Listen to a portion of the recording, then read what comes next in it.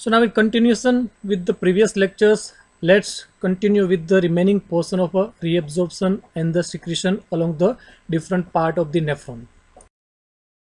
So in the previous lecture, we had discussion on the basics of the reabsorption and secretion, and we have also discussed how the substance are transported across the proximal tubules. Now let's start with the transport across the loop of Henle. Now, as far as the loop of Henle is concerned, the renal epithelial cell are simple, unlike that of the proximal tubule cells. And here, loop of Henle, it reabsorbs around 20% of the filtered water and around 25% of the filtered load of various solutes like a sodium chloride and the potassium. Now you know that the loop of Henle consists of the two segment. Okay, one is this descending segment and another one is the ascending segment or the ascending limb. Okay, descending limb is always thinner, but the ascending limb or ascending segment, depending on the type of the nephron, it may be only thick portion or it may contain initial thin and the later on the thick portion. Okay. So now we have to discuss this transport across the loop of Henle separately in the thin descending limb and then the ascending limb, because the behavior of both the limbs to the transport of substance is quite different.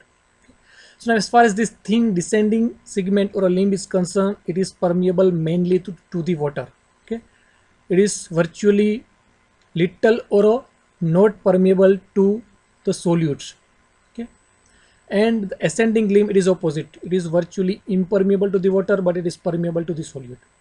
Okay, so out of 20% that I have told, 20% of water that is reabsorbed by the loop of Henle, that 20% is almost mainly from this thin descending limb, and the solutes that are reabsorbed from the loop of Henle, that are mainly from this ascending limb. Okay, so this thin descending limb is virtually, or it is almost not permeable to any of the solutes. Okay, so you can see this. So there is the lumen from which the water is reabsorbed. Then coming to thick ascending limb. Okay, again in the ascending limb, if the thick portion is there, then there is not much role as far as the solutes and the water reabsorption is concerned. Now in thick ascending limb, it is opposite to that of the thin limb. Thin descending limb, it is virtually impermeable to the water. Okay, but it is highly permeable to the various solutes like a sodium, potassium, and chloride. Okay, so the solutes are reabsorbed or transported through this limb via basic three mechanism. One is via the sodium potassium 2 chloride transporter. Okay, another one is the sodium hydrogen antiporter, and third one is the paracellular passive reabsorption. Okay, so as I have told, these cells will not reabsorb the water but only transport the solutes. So let us see, this is the tubular lumen, okay, through which the filtrate is transported. These are the tubular cells. Unlike that of the proximal, these are a simple cell, and here is the renal interstitium from where the substance will go to the blood. Okay. So now from the tubular lumen, okay, so one mechanism by which these solutes are transported is the sodium hydrogen exchanger or antiporter.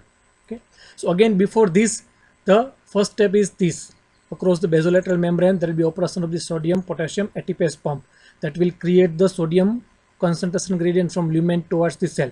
Okay, so this transport channel will operate and it will transport the sodium from the lumen to the cell, and in exchange it will secrete the hydrogen ion into the lumen. Okay, so there is the one mechanism, that is the secondary active transport. Okay, second mechanism is this co-transport channel or a symporter, that is known as the sodium 2 chloride potassium symporter.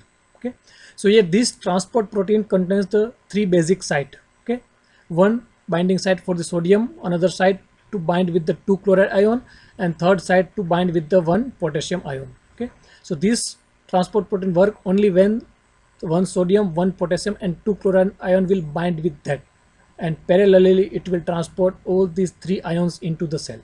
Okay, and from the cells the sodium will be transported into the renal interstitium via this pump. Okay, chloride, it will diffuse through the chloride channel into the interstitium, and the potassium, it will diffuse through this channel into the interstitium, and with that there will be also backleak of the potassium. Okay, because potassium are reabsorbed here and also they are transported from here to here, so the concentration of potassium much higher here, so some of the potassium will go back to the interstitium and certain will backleak to the lumen.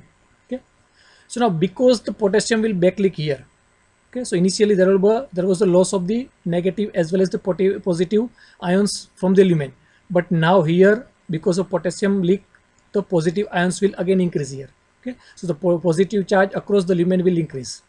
Okay, so that will create a concentration gradient for the positive ions. So because of that, many of the positive ions like a sodium, potassium, magnesium, calcium, they will diffuse passively through the paracellular pathway into the renal interstitium.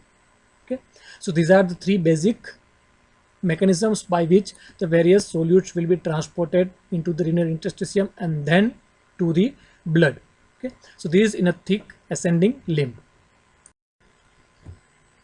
So now just this is a summary. So this is the ascending portion, thick ascending portion that is permeable to the solutes only. So you can look at here. Okay, so this is the lumen from which only the solutes can be reabsorbed. Water, it is not reabsorbed from this portion. Okay, so this portion is impermeable to the water. So because of that, the fluid that will leave this limb, it will be hypoosmotic. That means it contains lesser solutes than the water. So it is the hypoosmotic, or the osmolarity is lesser. So because of that, this segment is also known as a diluting segment. Okay, it will dilute the filtrate when it will be transported distal to it, because it is impermeable to the water. Now coming to the transport across the distal tubules and the collecting duct. So first one, the transport across the early portion of the distal tubule. Okay, early portion of the distal tubules, the cell are almost similar in characteristic as that of the thick ascending limb. So macula densa, that you know, it is the modified cells of the distal tubule that are coming in connection with the afferent and the efferent arterioles that we have discussed in the first lecture. Okay, the characteristics are same as that of the thick ascending limb, and this segment is also known as a diluting segment because like that of the thick ascending limb, these early distal tubules are also virtually impermeable to the water, only permeable to the solutes. So this will also cause a hypoosmolarity of the fluid. Okay, and it reabsorbs around 5% of the filter load of the sodium chloride. So look at this. This was the thick ascending limb, and this portion, it is the distal tubules. It is early portion, and this is the late portion of the distal tubule. Early portion characteristic same as that of the thick limb. Okay, so here this will reabsorb the many of the solutes. Okay, but it is impermeable to the water. That's why it is known as a diluting segment. So the reabsorption of the sodium and chloride from distal tubules, early portion of the distal tubules, it is via sodium chloride core transport mechanism. Okay, so there is a transport protein here that will move the sodium and chloride simultaneously by the secondary active transport mechanism. Again, before this, there will be a creation of the concentration gradient for the sodium by the sodium potassium ATPase pump across the basolateral membrane. Okay, so sodium will transported via this mechanism from the apical membrane and via this mechanism into the interstitium. Okay, and chloride will diffuse through the basolateral membrane through its chloride channel. Then coming to the transport across late distal tubules and the cortical collecting duct. So unlike the early portion of distal tubules, late distal tubules characteristic is same as that of the cortical collecting duct. Okay, and also the medullary collecting duct. Okay, so now both the segment are having a similar characteristic. Both the segment contains the two type of the epithelial cell.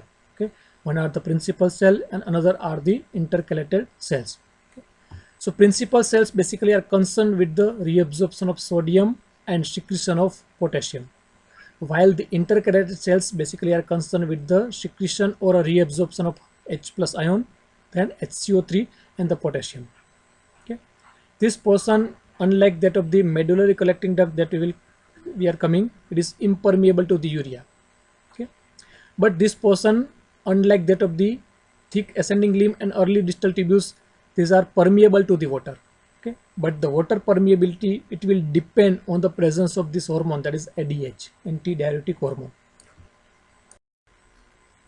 So look at this picture. So this is the late portion of the distal tubules and this is the cortical collecting duct. Both are having a two type of the cell, principal cell and the intercalated cell. Okay, so the principal cells are basically concerned with the reabsorption of the sodium but secretion of the potassium, as I have told. Okay, So here the sodium are reabsorbed or transported from the lumen into the cells via sodium transport channel, and the potassium via the potassium channel. Okay, again here initially there will be a sodium potassium pump across this membrane that will create the concentration gradient for the sodium from here to here and for the potassium from here to here. Okay, so these sodium channels and this potassium channel, they are basically dependent on the aldosterone hormone, aldosterone. Okay, these both channels are stimulated by the presence of the aldosterone. Okay, and if there is a deficiency of the aldosterone, then this mechanism will decrease. Sodium reabsorption will decrease and potassium secretion will decrease. Okay, so in the presence of the aldosterone, these channels will open and it will cause the transport of sodium from the lumen into the cells, and then from here it will be transported via this mechanism. Okay, and with that parallelly the potassiums are secreted into the lumen. Okay, so there is a gaining of the positive with there is a loss of the positive ions by these cells. Okay, so this is in the principal cell, so where there is a reabsorption of sodium and chloride with the secretion of the potassium. Okay, and also there is a reabsorption of the water but in presence of the ADH only. Now the intercalated cells basically concerned with the reabsorption of the potassium and secretion of the H plus ion, but depending on the type of the cell. Again these are of two type, intercalated type A cell and type B cell. Okay, behavior are quite different. Okay, so under normal conditions the type A cells are activated but type B cells are in quiescent stage. Okay, so type A cells are concerned with the secretion of the H plus ion, okay, and reabsorption of the potassium ion. Okay, so this secretion of H plus ion via two mechanisms. One is H ATPase pump across this apical membrane that will secrete the H plus into the tubular lumen, and second is the HK ATPase pump, that is again a primary active mechanism that will secrete the hydrogen ion into the tubular lumen and it will reabsorb the potassium from the lumen, and that potassium will diffuse through the potassium channel into the interstitium and then to the blood. Okay, so in this way the H plus ion that is produced within the cell, that is from the carbonic acid, H plus ion HCO3. So this H plus ion, this will be secreted into the lumen, and this HCO3 that is produced, it will be reabsorbed again in exchange with the chloride. Okay, so this type A cell, they are basically concerned with the loss of the H plus ion, preventing the acidosis. So this is under normal situation. But on the other hand, if there is alkalosis, there is increase in the alkalis in the blood, okay, then this type B cell will become activated and it will do exactly opposite as done by the type A cell. Okay, so here this type B cell, it will remove the excess of the alkalis, so it will compensate the alkalosis. Okay, so you can see this is the tubular lumen where the type B cells, they are secreting the HCO3, losing the HCO3 in exchange with the chloride ion. Okay, so HCO3 that are produced again by same mechanism from the carbonic acid. So here HCO3 will be secreted into the lumen and then excreted in the urine. Okay, and H plus ion that has been produced here, it will be reabsorbed across the basolateral membrane into the blood. Okay, so type B cells basically concerned with the loss of the alkalis and preservation of the H plus ion, so it will compensate the alkalosis. Okay, so this is the reabsorption and the secretion in the distal tubules and the cortical collecting duct. Okay. Coming to the medullary portion of the collecting duct, so it is the final site of the processing of the urine. Okay, most less than 10% of the filtrate of the sodium chloride are reabsorbed, and it is permeable to the water, but again depend on the presence of the hormone, antidiuretic hormone.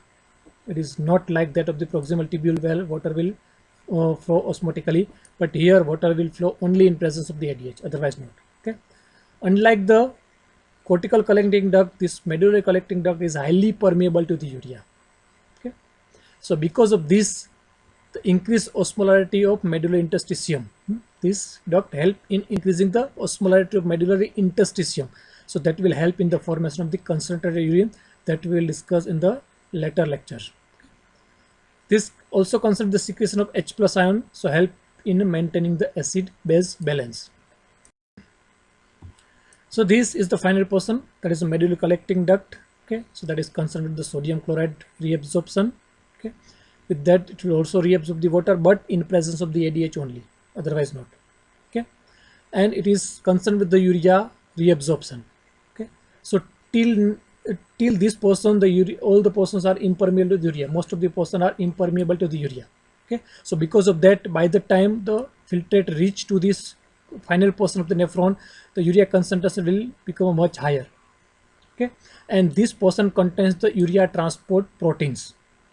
So this concentration gradient for the urea and the urea transport protein across the cell of this duct, it will cause a diffusion, passive diffusion of the urea from the duct into the renal interstitium, and where it will increase the osmolarity of the medullary interstitium.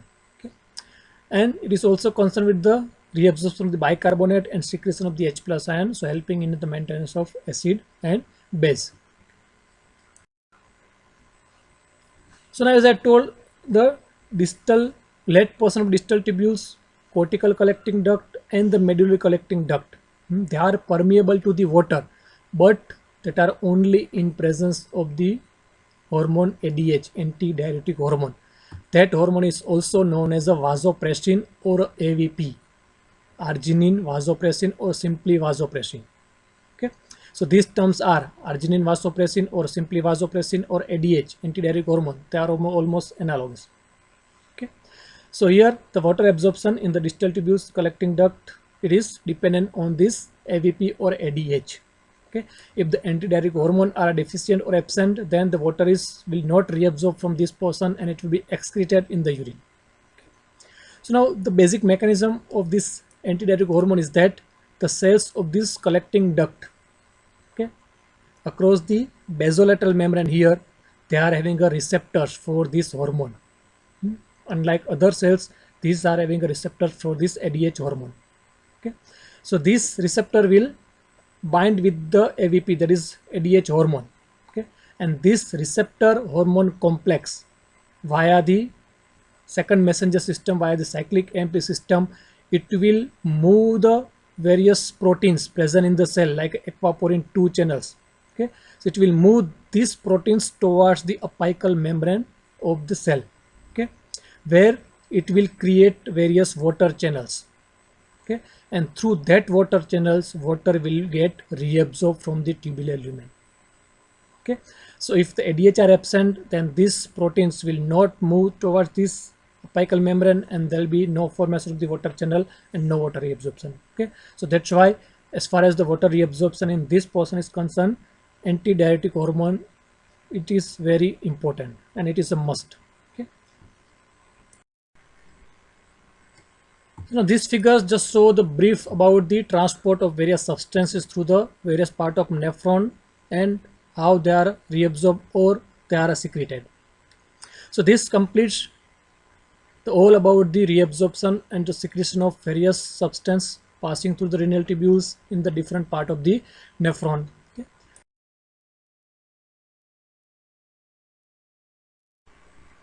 Thank you very much.